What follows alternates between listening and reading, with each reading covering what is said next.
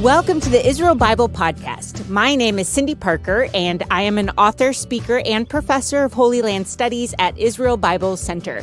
I am passionate about reading the Bible in the physical, historical, and cultural context of its day, and I love having geeky conversations with people about the Bible.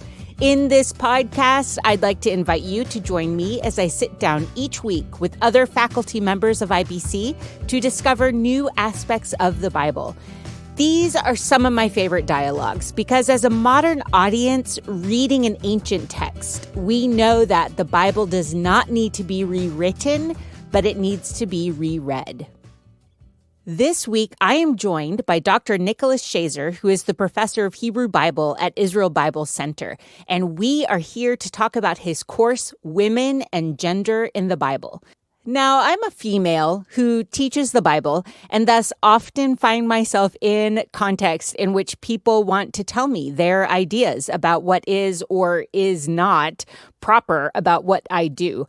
Of course, I have a lot of my own ideas on this, and I am starting to write a couple of Bible studies and a book that is focused on the ignored women in the Bible. All of this means I am most interested in this conversation with Dr. Schaser. Today, we talk about specific Hebrew words and how their interpretation changes the meaning of the text. And even though we cover a lot today in this podcast, we only scrape the surface of what is in his class, much less in the whole Bible. So join me today as we untangle what the Bible says from our cultural assumptions about the text. I love it because in your course, you talk about over 30 different passages of women who are displaying characteristics of leadership. They're prophets, they're ministers, they're judges.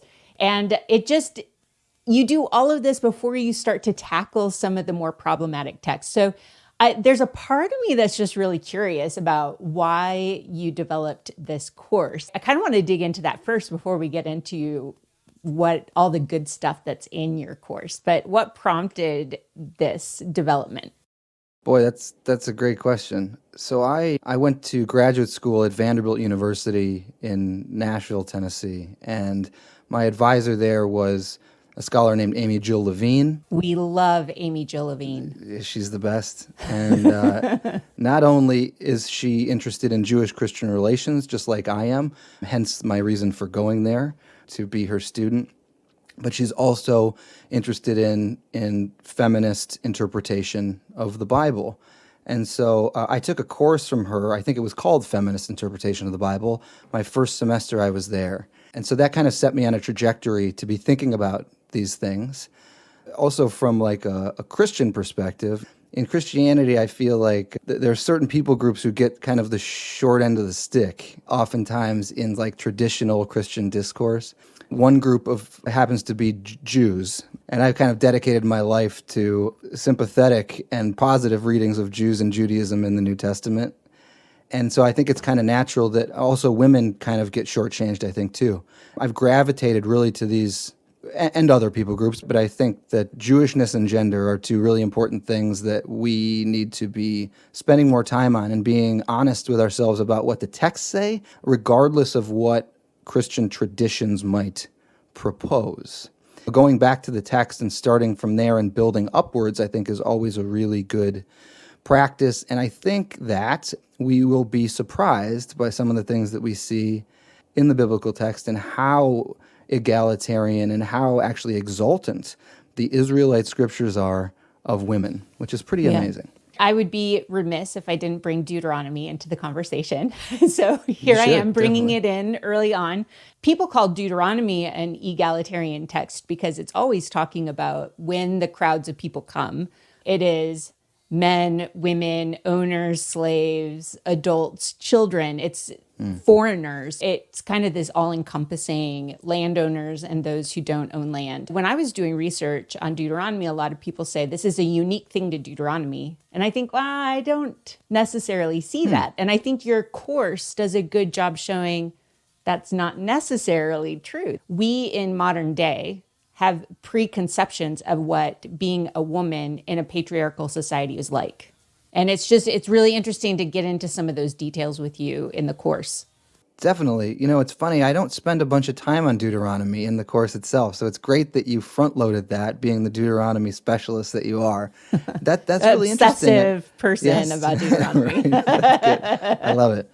So that's wonderful, actually, to hear about Deuteronomy. And I guess I comparatively haven't done a bunch of thinking on the question vis-a-vis Deuteronomy. So it's nice that you can text it in that way. And you're right. I think that the rest of the text of the Torah, the rest of the text of the Tanakh, Israel's scriptures, and certainly going into the New Testament, I think that we find just a bunch of pro-female, pro-feminine, pro-woman texts. In my experience, there's that word patriarchal, and I think it gets thrown around a lot. And, those who would want to say, well, okay, so the society of ancient Israel is built on the patriarch, built on the male in the family, and everything sort of trickles down under the male, hence patriarchal. And, let's be honest, you can get a couple texts in the Torah that say things like, it's clearly speaking to men, things like, thou shalt not covet your neighbor's wife, or your neighbor's slaves, or your neighbor's animals, or possessions. So what we have is this kind of listing that starts with the male of the family and then kind of drops down below that, and women are included as a kind of possession. That's definitely true. I mean, the text says what it says. But if we focus only on that, it's essentially like looking through a keyhole and thinking that we're going to see the whole room inside. And I think that if we open the door, and what I'm trying to do is kind of open the scriptural door here, I think that by and large, we see female autonomy, we see female leadership, we see women working inside and outside that quote-unquote patriarchal familial system. In fact, listeners might be interested in this, there's a wonderful article in the top journal of academia, and this journal is called the Journal of Biblical Literature, JBL, and there's a scholar named Carol Myers who is fantastic Hebrew Bible / Old Testament scholar. I love her. I love her. So good. So some years back, she wrote an article called, Was Ancient Israel a Patriarchal Society? And essentially, the conclusion is, not really. Myers says that, again, that word patriarchal gets thrown around a lot in our modern context, but it actually doesn't properly describe what was going on in ancient Israel. And she just does a great job of nuancing these points. And that's kind of what I'm trying to contribute to in this course. And I really like that, because what you do, what Carol Myers and Cynthia Schaefer-Elliott and some of these other scholars who are doing amazing work on looking at the reality of the lived life of women in ancient Israel, is they're uncovering that it's the modern day audience that has preconceived ideas about what patriarchal means. So if we're to follow what you're saying right now, is maybe it was a patriarchal society to a certain extent, but maybe what we assume is patriarchal is not their lived reality, or patriarchal in Egypt or Assyria or Babylon is not the same as patriarchal in Israelite times. Definitely. That's absolutely right. We need to take into account differences in people groups, differences in culture, differences in societal assumptions. And, since we're not all archaeologists, I certainly am not an archaeologist. So from my perspective and the perspective of this course, we need to look at the biblical data that we have. And so the question is, okay, so the writers of the Bible were probably male and probably elite. I mean, they can read and write. Not only can they read and write, they're not clunky writers. They are geniuses. They're the greatest artists in the history of civilization, to put it mildly. And all we have to do is go listen to your Psalms course to dig into what some of that artistry is, right? It is absolutely beautiful wordsmithing that they do. Absolutely right. Beautiful wordsmithing and, just wonderfully expressive ways of showing narrative. So there's our biblical data. So it actually gives us a wonderful historical window into what elite people in ancient Israel thought about women. It's just a beautiful treasure trove of information. So let's start at the beginning. Genesis and the story of Adam and Eve. I say this oftentimes, but I think that the author of those texts couldn't have done more to show fundamental, and here's a academic word, ontological equality between men and women. Ontological just being existential. In their very existence, in their very being, there is equality. And so this is the first statement we get in the entire Bible. So we should take this very seriously and let that be the rudder of our ship going forward. That way, when you run into sort of patriarchal sounding texts in the Torah, you need to be reading them within the framework of what we've already heard in the first statement of the Bible. So what's the first statement of the Bible? God makes the human being, ha-adam in Hebrew, that means the human, out of the dust of the ground. So we're taking chapter 2, not chapter 1. That's right. Yeah. Chapter 2, not chapter 1. Now, if you wanted to go back to chapter 1 really quickly, the capstone of God's creation at the end of chapter 1 is humanity. And in the image of God, God creates Adam, humanity, and then it says, Zacharu Nekeva, male and female, God created them. So we've got these men and women both created in the image of God. And then we move into chapter 2, where it gets sort of more specific about this creative process. The human being, usually called Adam in the text, but that's actually not what the Hebrew says. Again, it says the human. And then from this human, this first human, comes the second human, which is the woman, who's later called Eve or Chava, which means living. And in English translations, in traditional translations, I'm pretty sure in every single English translation that's ever been made, it says that the woman was created from Adam's rib. That is, right. that God puts Adam into a deep sleep and removes one rib, and out of that bone, God creates this woman. Now, in traditional interpretation and even in art that we see, this kind of leads to a subordinate view of women. That is, the woman is made from just one fairly arbitrary and minuscule piece of the male anatomy, and hence she's kind of less than the man.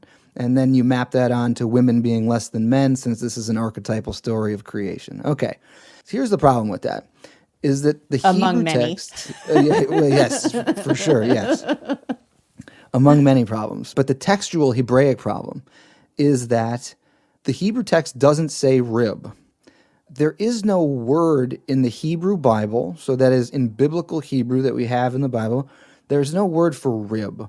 Ancient Israelites were not doctors in the medical sense of the modern term, and they weren't categorizing, like there's no word for femur, for example. Right. They're not categorizing specific bones. There's word for bone, but there's no word for rib, all right? And the word that's used in Hebrew is the word tselah. Tselah, and this is how you find out what any word means in the Bible, by the way. You go and you look at the other instances in the Bible. It happens 40 plus times in the Bible.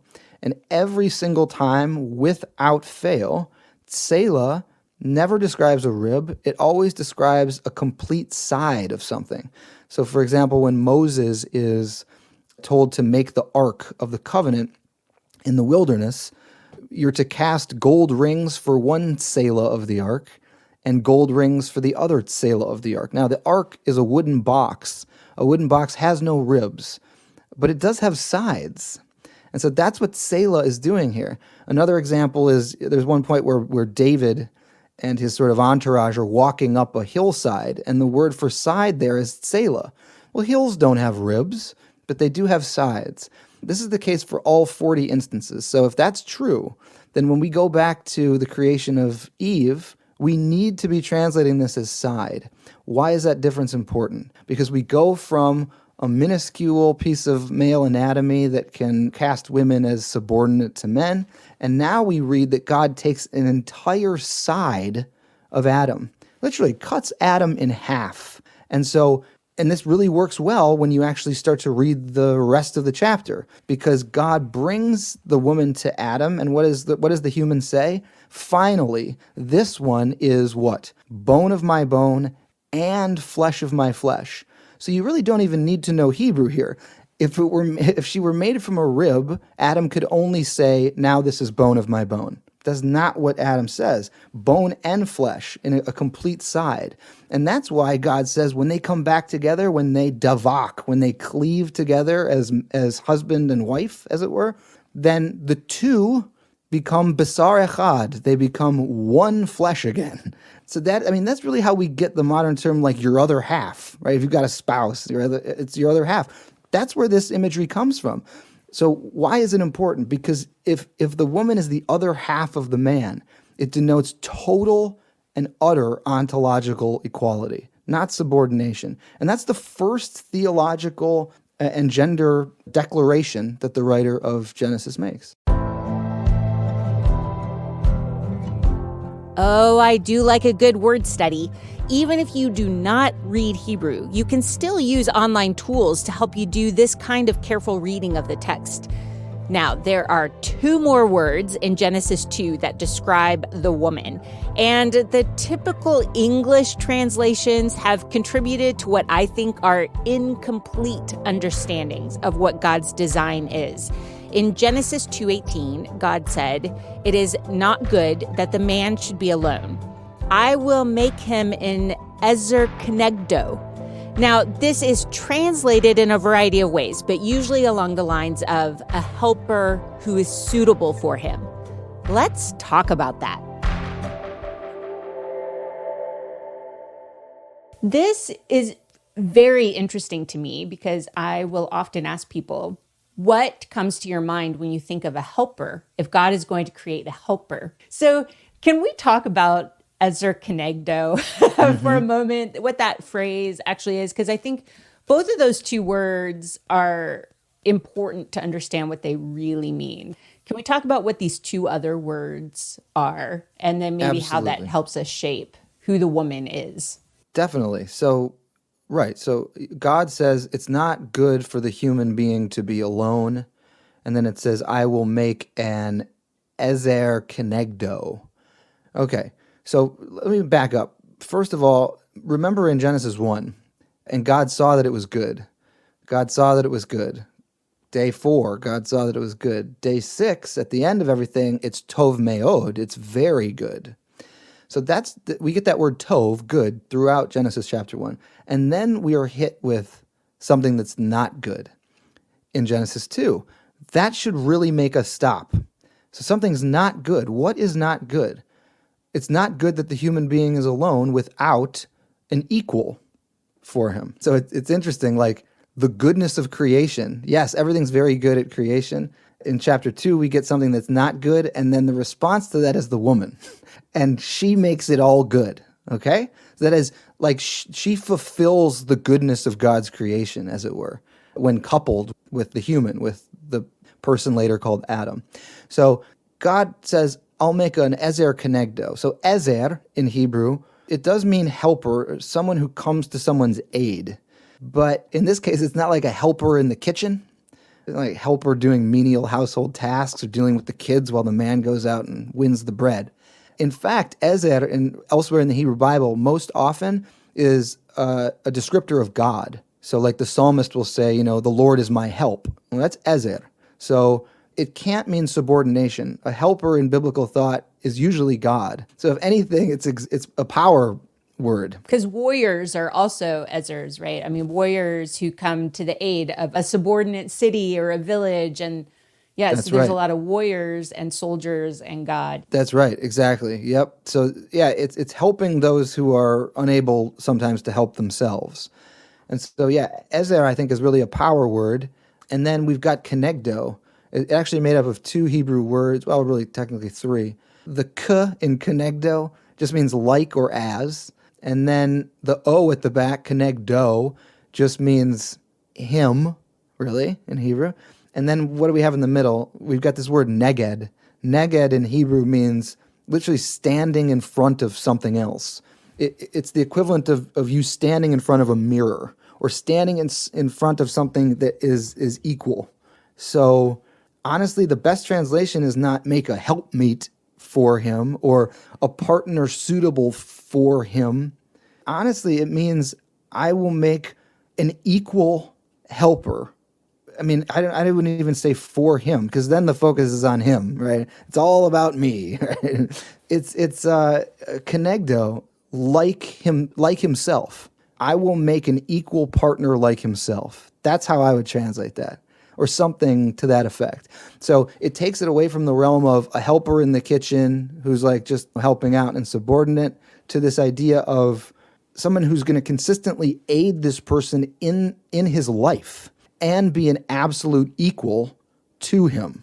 So it just goes to it's just underscoring what I've already said about this ontological equality. We've got the woman and the man being equal sides of each other. So of course, ezer kenegdo should be understood as someone who brings aid, but is an absolute equal to the man. So just another way of the biblical writer underscoring the fact that men and women are total ontological equals. Which is then also really interesting. I like to try to focus sometimes just on the very end of the chapter. And you already quoted or made reference to this verse where the man and his wife, they leave their father and mother and they become one, right? And there's something interesting about that because, again, if we go back to this idea of what we assume out of a patriarchal society, the woman leaves her house and goes into the man's house. And there's something even right there, these little clues where you're like, if he's leaving his father and mother, and if she's leaving his father and mother, there's something interesting about this partnership already reflected in this second chapter of sacred scripture. That's really cool. Yeah, absolutely. The idea is not like, the little wife moves in to her father-in-law's house, right? And just stays there, right? Yeah. That's not what we have. We've got the man leaving his father and mother. So you're absolutely right. Breaking out of that standardized initial patriarchal system or whatever. System's probably too harsh a word, but that framework. There's autonomy in that, right? There's autonomy for the new couple who are supposed to be equally helping one another out. This is radical stuff. And it's radical, right? And it just, again, this is what sets us off for the rest of our biblical journey. So everything that we read after this needs to be the anchor for how we understand gender dynamics throughout Israel's scriptures and even beyond into the New Testament. We are not done talking about Eve, because what then do we do with the New Testament writings that talk about Adam being created first, not Eve, or that the serpent deceived Eve? Yep, you don't want to miss part 2 of this conversation. Plus, what about the other women in the Hebrew Bible? Next week, we talk about 2 I happen to have a great fondness for. Be sure to like or subscribe to this podcast so you do not miss out on the conversation. If you are already intrigued by some of Dr. Schaser's ideas, you should sign up for his course using the link in the episode notes. And if you're enjoying what you hear on this Israel Bible podcast, would you let other people know about us by sharing a link to this episode on any of your social media platforms? Thank you for helping us spread the news about what is available at IBC. Thank you to Jeremy McDonald with Mason Jar Music for mixing, editing, and crafting all of the good sounds you hear. And thank you for being curious about the world of the Bible.